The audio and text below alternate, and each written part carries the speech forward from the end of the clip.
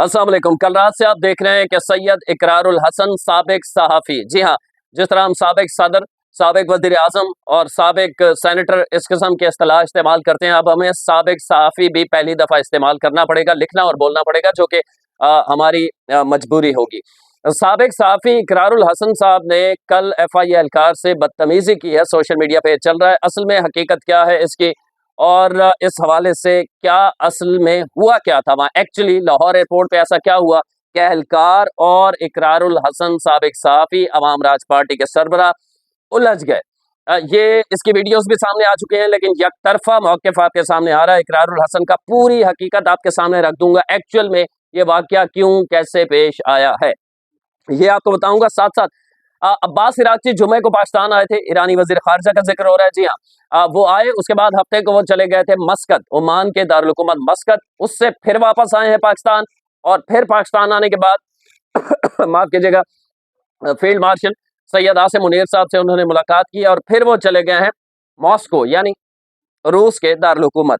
अब ये सारा मामला क्या है, और इजराइल जो है वो ईरान को हर तरह से, ईरानी आम शख्सियात को, उनकी लीडरशिप को निशाना बनाने की कोशिश करता है।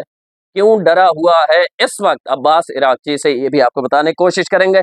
सबसे पहले आ जाए जी एफआई एहलकार वाला मामला, इकरारुल हसन वाला है ये कि लाहौर एयरपोर्ट का ये वाक़या है। इकरारुल हसन वहाँ पहुंचे जब, तो एफआई एहलकार ने जो जुमला इस्तेमाल किया कि वो ये था कि इसका हाल भी जवाद अहमद से बदतर होगा, यानी इसका हाल जवाद अहमद से भी बदतर होगा। ये कौन कह सकता है? इससे ये साबित होता है कि ज़ाहिर है वो इमरान खान का फॉलोअर है, सही है ना। जो भी जवाद अहमद को, जवाद अहमद से या उसकी सियासी जो जमात उन्होंने खुद साख्ता बनाई हुई है, या जो कुछ है, कम से कम मैं तो उससे मुतासिर नहीं हूँ, और मैं समझता हूँ कि जवाद अहमद का काम उसी तरह नहीं है जिस तरह हम शुरू में आपको बताया करते थे कि इमरान खान का भी ये काम नहीं है, लेकिन इमरान खान को कहीं से सपोर्ट हासिल थी। बहरहाल ये उसने जुमला इस्तेमाल किया कि जवाद अहमद का से भी इसका बुरा हाल होगा, यानी इकरारुल हसन का बुरा हशर होगा या बदतर हाल होगा। ठीक है, इकरारुल हसन ने ये सुन लिया, गो के इकरारुल हसन से ये बात करते हुए उसने बात नहीं की, अपने दूसरे एहलकार की तरफ मुड़ के उसने तंजिया ये कहा, इकरारुल हसन ने सुन लिया। अब पहली बात ये है, इससे पहले कि इकरारुल हसन के खिलाफ जो कुछ सोशल मीडिया पे चल रहा है उस पर बात की जाए, इस वक्त सबसे बड़ा तहरीक इंसाफ का बयानिया क्या है? इस वक्त सबसे बड़ा बयानिया क्या है तहरीक इंसाफ का, ये आपको जानना जरूरी है। वो क्या है कि वर्दी वाले एहलकारों का सियासत में इंटरफेयर बंद करें। यही बयानिया बनाया हुआ ना, जाहिरी बयानिया, जाहिर है अंदर तो खाते ये है कि अगर वर्दी वाले हमारे साथ हों तो फिर तो सब सही है। ठीक है, फिर तो वो 99 पापा जॉन्स की कंपनियां निकल आए, तो मैंने कह दिया है, जब मैंने कह दिया है सब सही है, मुझे उसने वजाहत दे दी है शट योर माउथ, जैसे मुजम्मिल शाह ने भी कहा है ना, उसके खिलाफ भी बड़ी ट्रोलिंग हो रही है। तो खान साहब उस मामले में तो ओके हैं अगर उनके साथ हों वर्दी वाले।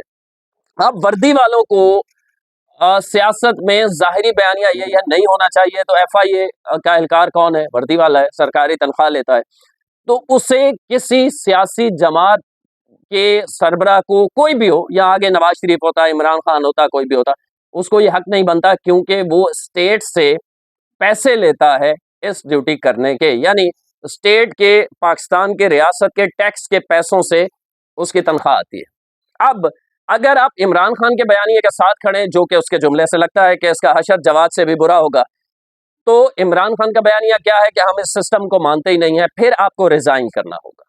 ठीक है, फिर आप ये नौकरी ना करें, आप रिजाइन करें, सियासी जमात ज्वाइन करें, इमरान खान की पार्टी ज्वाइन करें, इलेक्शन लड़ें, और फिर आपका जो मुस्तकबिल हो, वो जो आवाम को मंजूर हो, अल्लाह को मंजूर हो, वो एक तरफ आप उस सिस्टम के साथ खड़े हैं, उसकी तनख्वाह ले रहे हैं, फिर उस सिस्टम से बगावत करने वालों की हिमायत भी कर रहे हैं, यही है ना। तो दूसरी बात कि इमरान खान या तहरीक इंसाफ को, इमरान खान या तहरीक इंसाफ को थ्रेट क्या है इकरारुल हसन से? कोई होना चाहिए? नहीं होना चाहिए मेरे ख्याल में। हर किसी को सियासी जमात बनाने का हक है। एक तरफ तहरीक इंसाफ के यूट्यूबर ये साबित करने की कोशिश करते हैं कि इकरारुल हसन की औकात ही क्या है कि वो कोई एक भी सीट ले सके, उसकी तो कोई औकात ही नहीं है, ये है वो है। अब ठीक है, उसकी कोई औकात नहीं है, इमरान खान इस वक्त उसकी कोई औकात नहीं है, عمران خان کے سامنے وہ مشہور چل رہے ہیں, پاپولر چل رہے ہیں. پھر ایک وقت آئے گا, آپ کو یاد نہیں ہے, جو لوگ چھوٹے ہیں ان کو ہمیں یاد ہے کہ جب عمران خان نے اپنی پارٹی کا اعلان کیا تھا تو میرے والد صاحب سمیت ہم چھوٹے تھے اس وقت, تو سب ہنستے تھے, کہتے تھے اس کا کیا کام. بالکل یہی جو اقرار الحسن کو جس طرح ٹریٹ کیا جاتا ہے نا, اسی طرح ٹریٹ کیا جاتا تھا. ایون کہ 2011 سے پہلے جب سے اسٹیبلشمنٹ نے ہاتھ رکھا کندھے پہ, اس سے پہلے عمران خان کے باتوں پہ لوگ ہنستے تھے. تو میں خیر اپنے ٹاپک کی طرف آؤں کہ اگر عمران خان اور تحریک انصاف کے لیے کوئی تھریٹ نہیں ہے اقرار الحسن, جو کہ ہونا بھی نہیں چاہیے اس وقت کم از کم, تو پھر اقرار الحسن کے خلاف باقاعدہ ایک کمپین تحریک انصاف کے یوٹیوبرز مل کے ایک ہی طرح کی کیوں چلاتے ہیں؟ مجھے اگر اپنے دشمن سے خطرہ نہیں ہوگا, سیاسی دشمنی کی بات کر رہا ہوں, چلے اسے اس طرح مثال لے لیتے ہیں کہ میرا کوئی دشمن ہے, وہ مجھے خدا نخواستہ مجھے تھریٹ ہے کہ وہ مجھے مارنا چاہتا ہے, تو میں گارڈ رکھوں گا.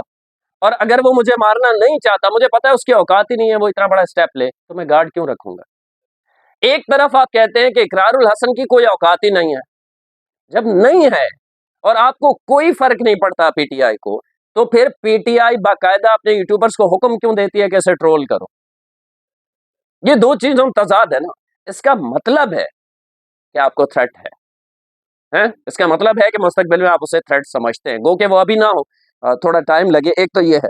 دوسرا, اقرار الحسن کی غلطی کہاں ہے؟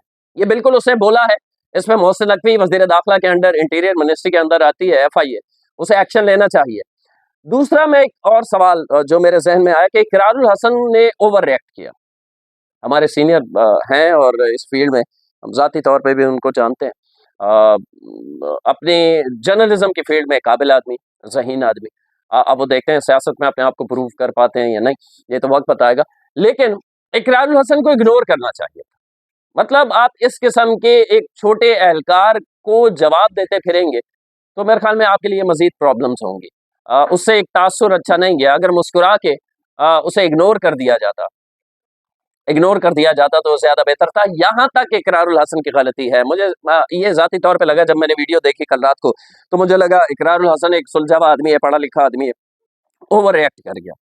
یہ اوور ریئیکشن نہیں ہونا چاہیے تھا, یہاں تک غلطی ہے. لیکن اگر وہ شخص کہے کہ میں اس طرح سیاستدانوں کو آتے جاتے ہوئے ان پہ جملے کسوں اور پھر میں FIA میں نوکری بھی کروں, سرکاری تنخواہ بھی لوں, تو میں خیال میں محسن نقوی کو اس پہ ایکشن لینا چاہیے. آ جائیں جی, اس سے پہلے کہ میں اگلے ٹاپک کی طرف بڑھوں, ایران والا عباس عراقچی. جی ہاں, عباس عراقچی والے ٹاپک کی طرف بڑھوں. ایک کمپین چلائی جاتی ہے پاکستان کے اندر اور کہا جاتا ہے کہ ہم ایران کو دھوکہ دے رہے ہیں, ہم امریکہ سے ملے ہوئے ہیں.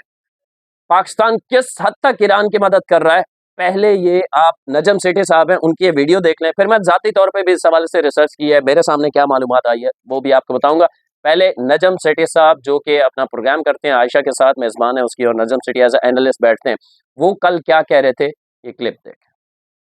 مگر جو سب سے اہم بات ہے مطلب ہے کہ ان دس ہول گوئنگ اینڈ ممکن ہے کہ یہ واپس پھر روس چلے جائیں پاکستان کے بعد. اچھا, انٹرسٹنگ بات یہ ہے کہ وہ پاکستانی کے جہاز پہ وہ آ جا رہے ہیں. وہ اس لیے نہیں کہ پاکستان سے کہا ساڈا جہاز فری لے جاؤ, فری رائڈ, یہ بات نہیں ہے. اچھا, this has a security dimension. وہ ایران کے جہاز کے اوپر تو اسرائیل کہیں نہ کہیں اٹیک تو کر سکتا ہے نا. نیوکلیئر آرم کنٹری کے جہاز کے اوپر وہ اٹیک نہیں کر سکتا. That is the real reason why he has been given a Pakistani plane. Pakistani plane is Pakistani territory, اس کی ساورنٹی بلانگس ٹو پاکستان. تو اگر اسرائیل نے کوشش کی تو then that is a direct attack on Pakistan. آپ میری بات سمجھ رہے ہیں؟ جی. یہ کلپ آپ نے دیکھ لیا. میں نے اس پہ ویڈیو, ظاہر ہے وہ کچھ یوٹیوب کی اسٹرائک کا معاملہ ہوتا ہے, آڈیو آپ کو سنائی ہے تھوڑا فاسٹ کر کے, لیکن ویڈیو جو ہے وہ میں نے روک دی تھی. نجم سیٹھی صاحب یہ کہہ رہے ہیں کہ عباس عراقچی ایرانی وزیر خارجہ پاکستان آتے ہیں, پاکستانی طیارے میں آتے ہیں, پاکستان سے مسقط جاتے ہیں, پاکستان کا طیارہ استعمال کرتے ہیں, مسقط سے پھر پاکستان آتے ہیں, پاکستان کا طیارہ استعمال کرتے ہیں, اور پھر پاکستان سے ماسکو جاتے ہیں, طیارہ پاکستان کا لے کے جاتے ہیں. کیوں؟ یعنی اسرائیل ایران کو ہٹ کر سکتا ہے, پاکستان کے طیارے کو ہٹ نہیں کر سکتا. چاہے وہ پاکستان کے حدود سے اس وقت باہر بھی ہو. ایک نیوکلیئر اسٹیٹ کے طیارے کو اگر اسرائیل ہٹ کرتا ہے تو اس کا انجام کیا ہوگا، یہ اسرائیل کو اچھی طرح پتا ہے. یعنی کہنا میں یہ چاہ رہا ہوں کہ Pakistan out of the box جا کے میں یوں کہوں کہ اپنی اس جنگ میں برابر کی شرکت کر کے ایران کو سیف کرنے، ایرانی قیادت کو بچانے کی کوشش کر رہا ہے. کیونکہ پاکستان کے پاس یہ انٹیلیجنس معلومات تھیں کہ اگر عباس عراقچی جو ہیں وہ اپنے طیارے میں سفر کرتے ہیں، پاکستان آنے کے بعد مسقط جاتے ہیں یا مسقط کے بعد روس جاتے ہیں، تو اسرائیل نشانہ بنا سکتا ہے. لیکن پاکستان کے حدود سے ظاہر باہر نکلتے اس وقت نشانہ بنا لیتا اسرائیل اور کہتا کہ پاکستان سے اس کا لینا دینا نہیں ہے، ایران کا طیارہ تھا اور ہم نے پاکستانی حدود میں اسے نشانہ نہیں بنایا. لیکن پاکستان نے ان کو کیسے سیو کیا؟ طیارہ اپنا دے دیا. کر لے اسرائیل ہوں جو کرنا ہے. ٹھیک ہے، سمجھ آ رہی ہے؟ تو اس سے زیادہ آؤٹ آف دا باکس جا کے ایران کی مدد اور کیا ہو سکتی ہے؟ یہ ایرانی بار بار شکریہ ادا کرتے ہیں پاکستان کا. وہ سڑکوں پہ نکلتے ہیں، جھنڈے اٹھاتے ہیں تو ایک ہاتھ میں ایران کا جھنڈا، دوسرے میں پاکستان کا جھنڈا ہوتا ہے.